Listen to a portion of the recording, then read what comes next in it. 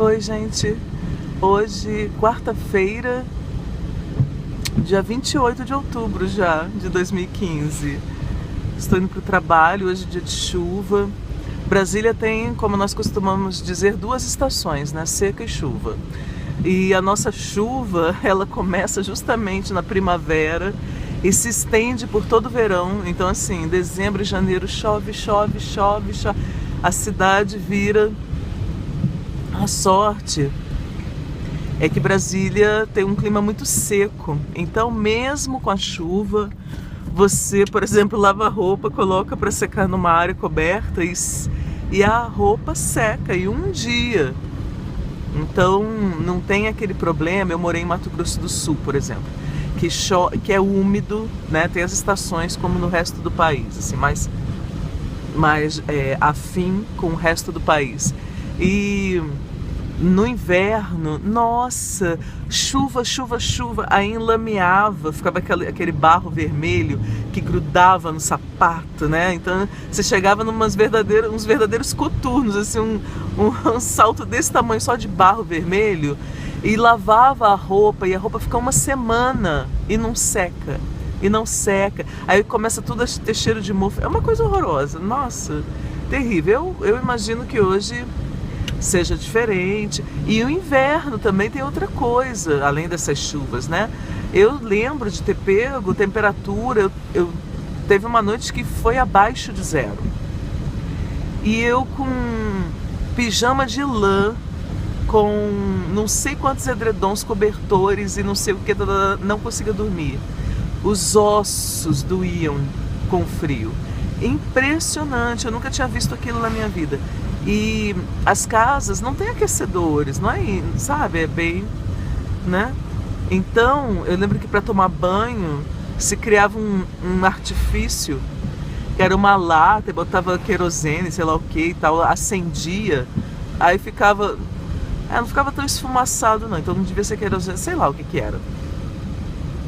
E aí aquela lata acesa, ou seja, você fazia praticamente uma fogueira dentro do banheiro para poder tomar banho, para poder esquentar um pouco a atmosfera dentro do banheiro, para você poder tomar banho.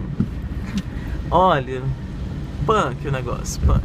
Então, nesse sentido, eu prefiro o clima de Brasília. Eu acho que me adaptei melhor, porque é esse inverno virado que vem no fim do ano, chuvas, o tempo resfria e tudo, mas ao mesmo tempo você não fica refém daquilo, com essa sensação de minha nossa, não tem pra onde escapar, tô, né, encurralado por causa daquele clima. Não, é uma coisa mais... Acho que dá pra administrar bem melhor. Ontem eu fiz a abertura, assim, né, a locução da abertura só do terceiro encontro, terceira rodada de shows do Quadrado, Coletivo do Quadrado, que é um movimento também do Quadrado, né, a música e as artes do Quadrado, o que se produz em Brasília, e com esse primeiro propósito de... o cidadão de Brasília conhecer o que se faz aqui em Brasília, que é excepcional, gente, que eu não entendo como que ainda não conhecem, entendeu? Assim, como que o grande público de Brasília ainda não usufrui da música maravilhosa que é feita em Brasília. E os caras são super reconhecidos fora, no exterior, no Brasil todo e tal. E aí aqui em Brasília, vários segmentos não conhecem. Ah, não, nunca ouvi fulano de tal, fulana de tal. Então, assim, e eu acho que eles estão sendo extremamente felizes, assim, na divulgação, na proposta. Então, ontem lotou, né? O teatro ultrapassou a lotação máxima. As pessoas sentadas no chão, as pessoas em pé nos corredores. E tem um clima, né? Tem um clima, uma ambiência de alegria, de acolhimento, de felicidade, como se fosse assim, uma roda de amigos mesmo, uma coisa muito informal, que eu acho que contagia o público, sabe? Que é maravilhoso. Eu na primeira noite que eu já fui para trabalhar, e quando terminou o show, eu tava eufórica, parecia que eu que tinha cantado. Tava assim, uma coisa, uma alegria, uma adrenalina, eu tava completamente arrebatada, né, por aquelas apresentações, aquelas músicas, aquelas cantoras, porque o primeiro dia em que eu fui e que eu já fui para abrir, tudo eram só compositoras. Tinha até músicos, claro, homens também no palco, mas o protagonismo era delas, né? E foi maravilhoso, foi muito lindo, muito lindo. Aí eu fiquei mais feliz ainda ontem. Lotou muito mais, né? E as pessoas já, né, contagiadas pelo burburinho. Nossa, o que está acontecendo aqui no Sesc? Eu ouvi falar, eu soube por não sei quem. Então, assim, a propaganda boca a boca, né? Essa divulgação espontânea, a galera chamando os amigos, porque é muito bom. Então, nossa, maravilhoso. Gente, eu espero que em breve muito mais gente tenha notícias e venha assistir os shows do Quadradinho, né, as apresentações, que devem inclusive se diversificar, assimilar as outras linguagens também, né, a poesia, o poema, a poesia, teatro, cinema. É porque a música realmente é o carro-chefe. Em Brasília, inegavelmente, gente, a música daqui espetacular, é uma coisa. E aí fica fácil ela ser a locomotiva também, né? Ela tá puxando o movimento, está puxando, está começando tudo isso para chamar a atenção do público e tal.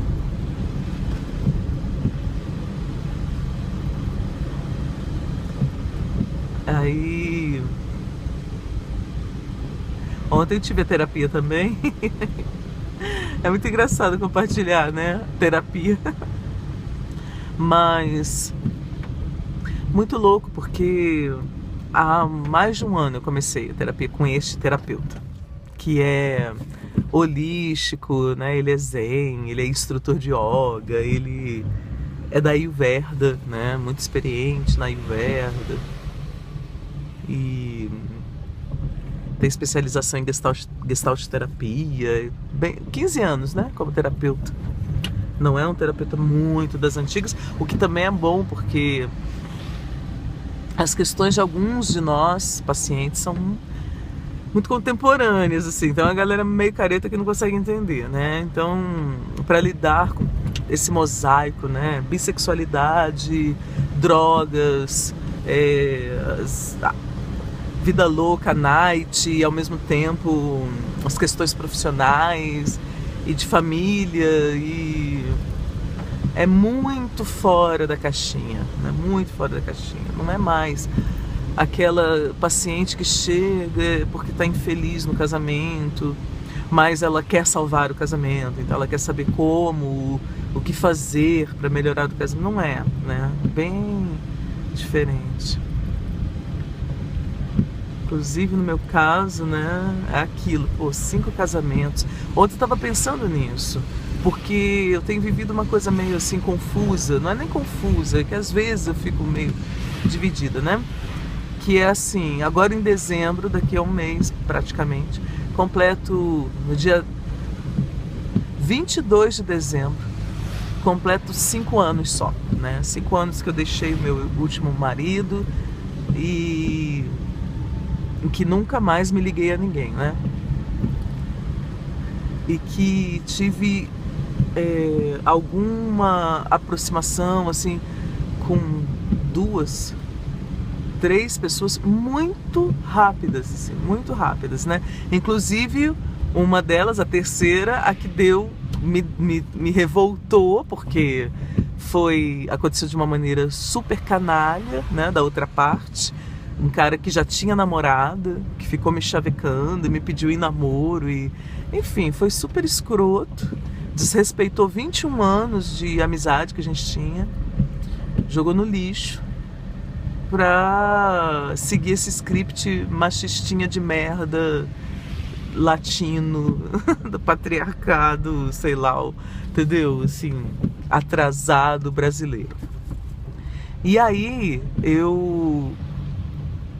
nesse tempo, né, pra mim, ter aprendido a solitude é uma das maiores revoluções da minha vida, né? Você realmente, assim, você viver sua vida, fazer suas coisas, conhecer pessoas, traçar objetivos, trabalhar pra caramba, não sei o que, estudar, blá, blá, blá, feliz, estando sem aquela sensação que eu conheci a vida toda, de mas tá faltando uma coisa, mas tá faltando o principal, que era o amor, né?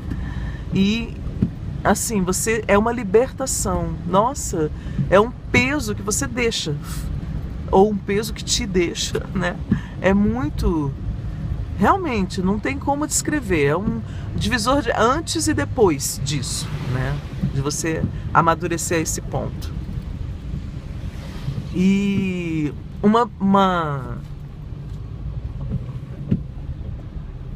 algo que pra mim é muito claro é que a gente amadurece também muito em alguns aspectos, mas não em todos, né? Então, quando eu falo desse amadurecimento a ponto de você conhecer a solitude, no meu caso, não significa também que, uau, pronto, nossa, Sheila, agora tô pronta, né?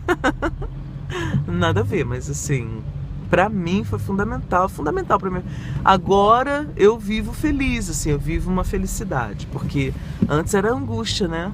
A angústia da busca, a angústia de estar com o outro, do medo da perda do outro, a angústia do não sei o que, a angústia da felicidade esperada, projetada, e em contraste com as pequenas felicidades cotidianas possíveis, ou seja, uma angústia eterna, né? Permeada por momentos bons, mas uma angústia. E agora você conhece uma leveza, né? Uma serenidade e tal. A despeito disso, há momentos que você pensa, seria legal não encontrar alguém, né? É porque é isso, aí você precisa reaprender como é então, né? Como é abordar alguém ou demonstrar um interesse por alguém. Porque você não está mais à caça, ou à busca, ou à espera do príncipe encantado. Às vezes, na maioria das vezes, é aquele momento, naquele segundo, naquela noite específica, você acha uma pessoa bonita. Mas parece que aí fica toda errada, sabe? Eu fico toda errada, eu tô sem jeito, assim, não sei. Mas aí junta com medo, né? Isso dá dor de cabeça. Não sei. Acho que melhor não. É complicado, gente. É uma coisa assim. E é engraçado, né? E aí ontem eu falando pra ele, né? Pro terapeuta, um pouco disso.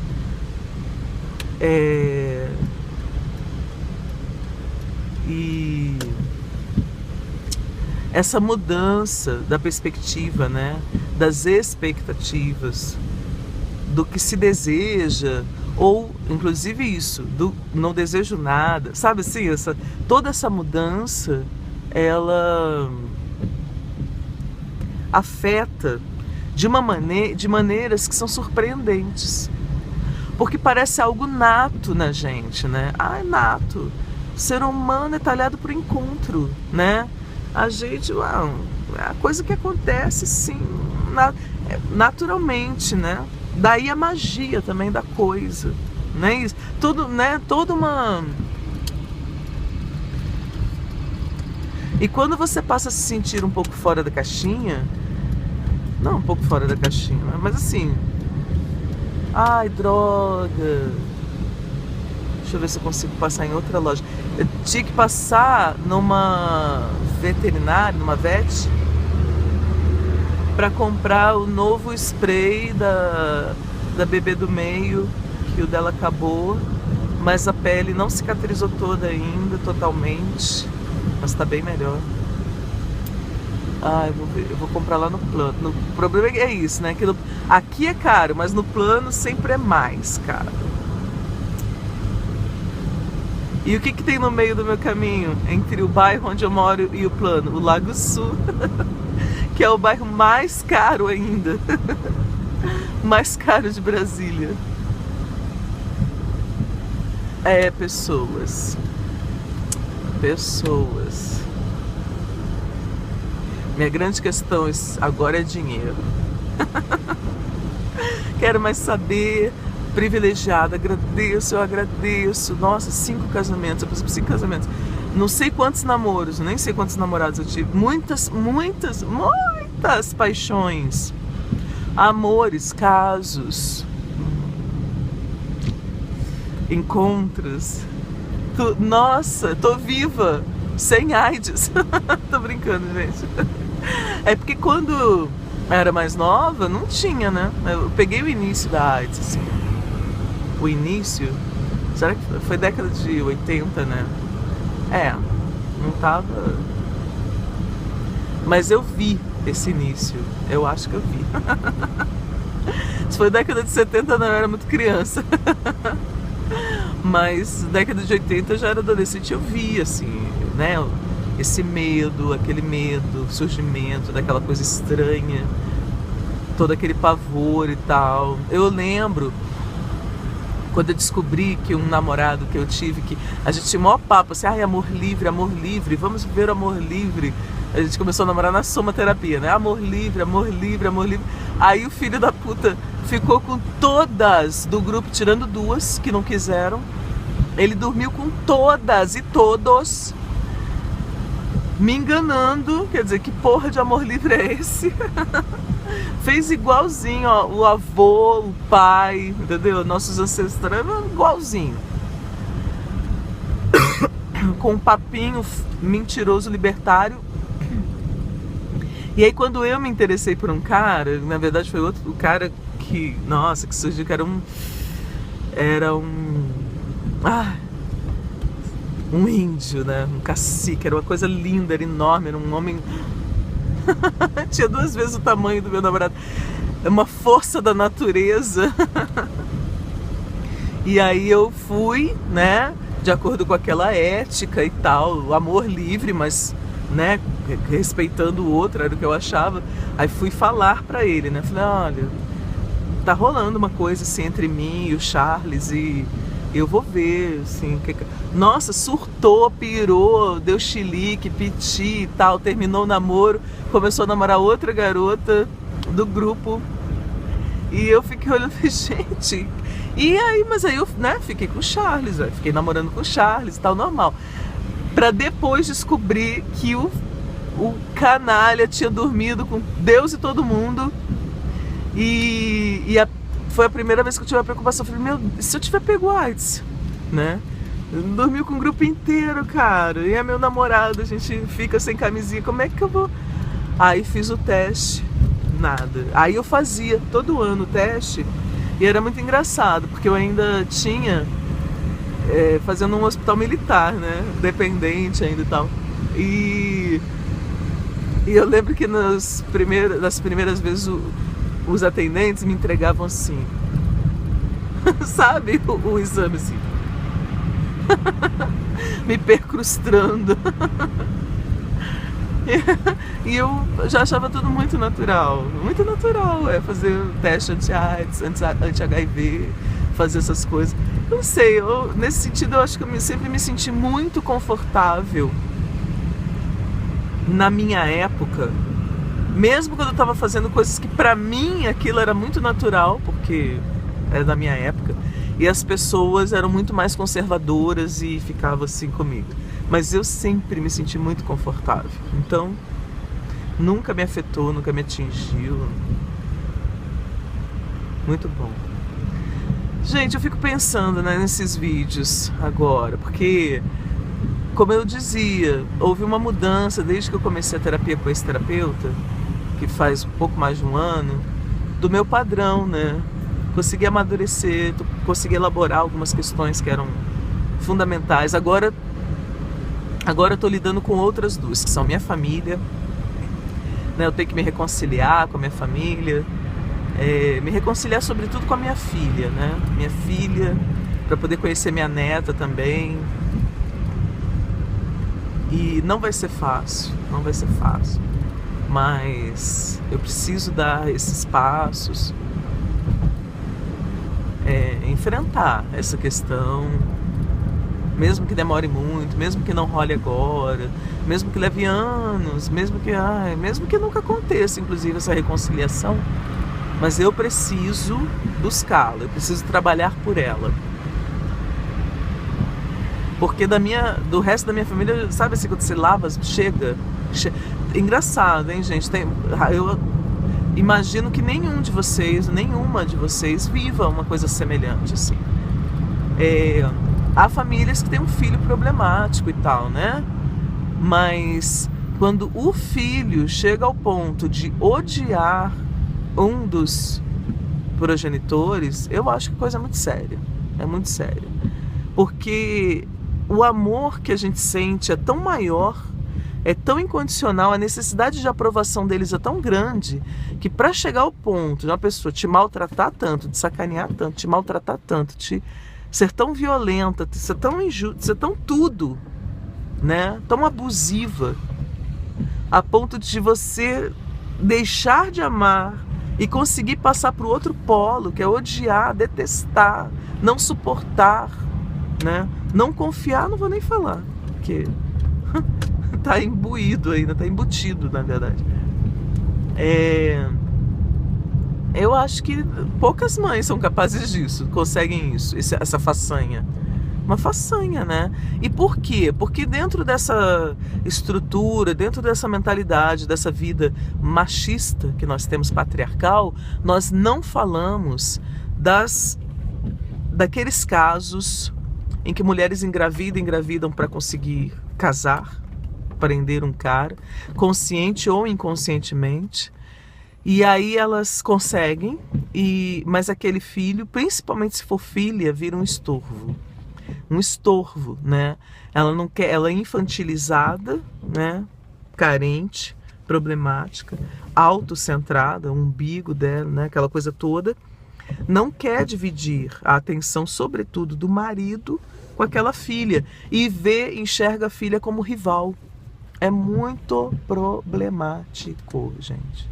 Muito problemático. Isso que eu tô falando em linhas gerais, simplificando muito, né? Porque ainda tinha uma questão na minha novela, na minha epopeia, que era a seguinte, né? Que da sogra que se opõe ao casamento, né? Aí tem a mãe do pai que não quer o casamento, aí faz de tudo, aí inferniza e tal. E aí entra também um fator que é determinante, que é a postura desse homem, né? Se ele não se omite, se ele não finge que não é com ele e deixa aquelas mulheres histéricas, loucas lá brigando por causa dele, porque ele é o filhinho e porque ele é o maridinho, ele é o machinho e etc e tal. Se ele se posiciona logo de cara, vamos parar com essa palhaçada. Essa aqui é minha mãe, se não fosse ela eu não tava aqui. Você vai ter que respeitar se você quiser viver comigo, né? Quiser ter uma vida comigo, esta é a minha mãe, ela faz parte da minha vida. Você vai ter que encontrar uma maneira de conviver bem com ela. E você, mãe, por sua vez, vai ter que respeitar a mulher que eu escolhi para ser minha esposa.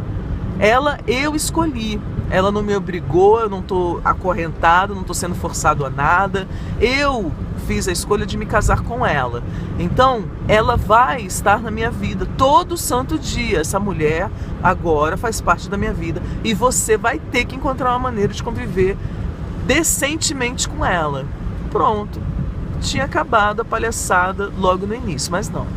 Aí a machaiada gosta, né, de fingir que não é com eles, se omitir, isso aí é problema doméstico, não é comigo. Aí deixa. E aí, meu filho, a coisa vira uma bola de neve, cresce, entendeu? Fede. Voltando, né, essa lindeza desse asfalto de Brasília. Aí fede e espirra pra tudo quanto é lado, né? E acaba respingando, sujando todo mundo. Então é outro elemento, né? E aí, gente, olha, eu vou te contar. Então, assim, o que aconteceu? Chegou um momento, que foi inclusive agora recentemente, que aí sabe quando você, depois de 1 milhão de tentativas de conviver pacífica e civilizadamente. Não gosto, ok, não nos gostamos, não tem problema. Você tem muitas mágoas da infância porque você apanhou, nossa, então minha filha, vamos fazer um campeonato, né, pra ver quem apanhou mais. E etc e tal, né? Tá bom, não nos suportamos, nossa, tem uma implicância, tem isso, tem aquilo, mas eu tenho que vir aqui, então vamos, né, me esquece, vê se me erra, finge que eu não tô aqui. Mas não, aí em algum momento tinha que começar aquela palhaçada, daquelas brigas, daquela coisa, aquele passado que não morre nunca. Não sei. Aí eu lembro que uma vez eu falei pra uma irmã, enfia no cu, caralho, vai fazer eu faço terapia, vai fazer tua terapia, hein? E é muito engraçado, porque é uma que ela se convidava pra vir pra minha casa, eu nunca convidei, porque sabia, né? Eu falava, aí ficava... Aí usufruía e tal, tudo bem, ficava, né? Aí sempre, gente, sempre, às vezes que ela veio, ela fez a mesma coisa. Na véspera de ir embora, ela arranjava uma briga gigante, briga de gritar, de acusar, de não sei o que, blá, blá, blá, pra ir embora brigada e chegar lá e ficar, né, retroalimentando o círculo venenoso, né? Mas quando ficou aqui, todos os dias estava tudo ótimo, maravilhoso, aproveitou, levei em todos os lugares, assim, conheceu meus amigos, tudo, né? Aquela curiosidade de saber como é que eu vivia, né? Eu acho, só pode ser, porque pra pessoa se autoconvidar, né? As duas vezes que ela veio, que ficou na minha casa, assim, as férias, aí na véspera arranjava uma confusão, inventava uma briga e brigava, aí ia embora, brigava. Aí eu saquei na segunda vez, né? Falei, nossa, gente, que conveniente. Quer dizer que chega aqui, tudo lindo, tudo maravilhoso, nossa, até afetuosa, aquela coisa toda, aí na véspera briga, pra poder voltar lá pra lá brigada, né? Muito bom. Aí eu sei que, pra resumir a ópera, então me errem, gente, me esquece, eu não tô aqui, eu só tô aqui por causa da minha filha mesmo, então para... Aí, quando a minha filha engravidou, aí teve mais uma sequência de pitis, aí eu falei, chega, quer saber? Vão à merda, vocês. Passei a vida inteira tentando resolver essa questão, a vida inteira tentando dirimir esse conflito, não tem como consertar o passado. Eu amo a minha avó, muito mais ainda por causa dos abusos, aí que eu amo mais ainda minha avó. Isso não vai ter como mudar nunca, mesmo, né, ela tendo falecido em meio a uma briga nossa, a um afastamento nosso, por causa, né, dessa progenitora maravilhosa que eu tenho, né? Então assim, que era sempre aquela contraposição, se estivesse perto, não podia estar perto da minha avó, não podia gostar da minha avó, não podia estar bem com a minha avó. Então é essa palhaçada aí. Acho que esse vídeo vai para os inconfessáveis. Não pode ser publicado uma coisa dessa. Mas só para concluir, eu acho que parece kármico. Por quê? Porque vai se reproduzindo. Na minha relação com a minha filha, eu me afastei de lá para ficar, né, definitivamente longe daquelas confusões. Mesmo assim não ficava. Mesmo assim, em algum momento tinha confusão, tinha briga, lá. Mas eu desisti de viver perto deles. Eu desisti de viver perto deles, de conviver, de viver perto da família. Desisti, abri mão, falei, tá bom. Seria muito mais confortável para mim? A vida seria mais fácil? Tudo seria melhor? Sim, seria. Mas eu tive que abrir mão. Ponto. Abrir mão para viver em paz. Aí, o que aconteceu foi que se operou o que hoje nós entendemos e chamamos de alienação parental. Então, essa alienação parental aconteceu em relação à minha filha, ou da minha filha, né, junto à minha filha, em relação a mim. Então é muito complicado. Como é que você resgata uma criança, uma pessoa assim? E eu falo uma criança porque ela tem 22 anos, 23 agora, mas, gente, eu já tive 23 anos. Você ainda está muito imatura. muito imaturo, muitos erros, muitos equívocos, muitas crenças que você ainda, nossa, precisa reelaborar. Não, precisa amadurecer totalmente. O fato dela ter se tornado mãe não significa, ponta, agora é uma mulher. Não, é uma criança, é uma menina, né, emocionalmente falando, como um bebê. E isso não é uma acusação, é uma constatação, uma compreensão. Inclusive eu me sinto muito aliviada de hoje ter muita clareza disso. Ela deve amadurecer. Eu acho que essa época, essa geração, começa a amadurecer depois dos 30 e olhe lá. Eu, por exemplo, me sinto amadurecendo de verdade agora, depois dos 40.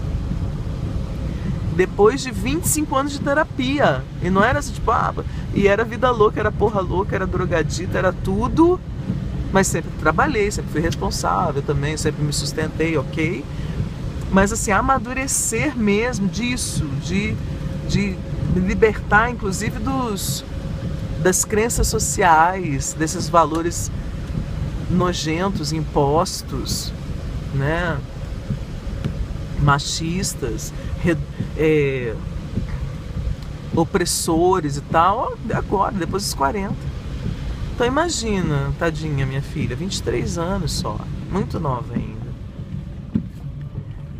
E aí eu tinha desistido, mora aqui longe, ponto, acabou o assunto. E se não fosse ela, eles nunca mais teriam nem notícias minhas mesmo. Mas aí tem a filha e a filha teve filha. Ai, gente, minha neta. E aí você tem que encarar de novo a questão.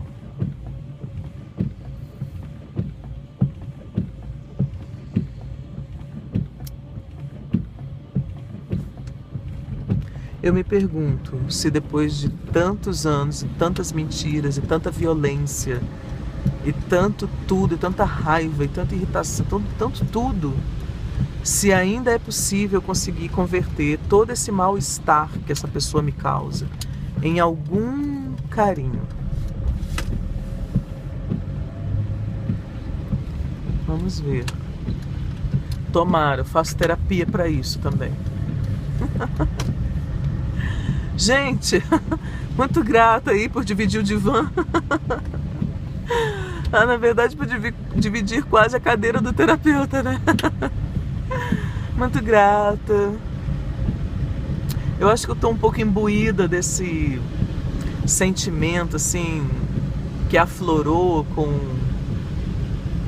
da hashtag, né? Primeiro assédio, desse desabafo, né? Botar pra fora essas coisas que a gente sofre e fica guardando como se ainda fosse culpa nossa e morrendo de vergonha e tudo. Imagina, gente, o abuso que eu sofri foi tão traumático que eu havia apagado da memória. Consegui ir lembrando graças à terapia até que eu lembrei, mas até hoje eu não lembro quem é. Olha só, devia ser alguém tão querido, alguém tão próximo da família, alguém que eu amava, sei lá, alguém tão que eu não consigo desbloquear para ver o rosto da pessoa. Só vejo as pernas, as mãos, o homem grande e tal, não sei o que, mas não fui estuprada, tá? Deixemos isso claro. Mas esse abuso de passarem a mão no seu corpo todo, nossa, isso aí acho impressionante, né, gente? Como quase toda menina nesse país passou por isso. Meu medo é que ainda passam.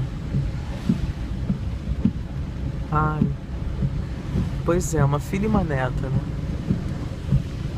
Minha filha, tadinha, nem sei se teve algum trauma desses. Bom, gente, então, se eu publicar este vídeo, até a próxima. O que eu ia dizer era só o seguinte, que a gente precisa falar também desses outros tipos de machismo que são incutidos e que as mulheres, às vezes, exprimem, dão vazão, né? Odiando outras mulheres e maltratando-as, às vezes suas próprias filhas. Então, vamos nessa, né? Até!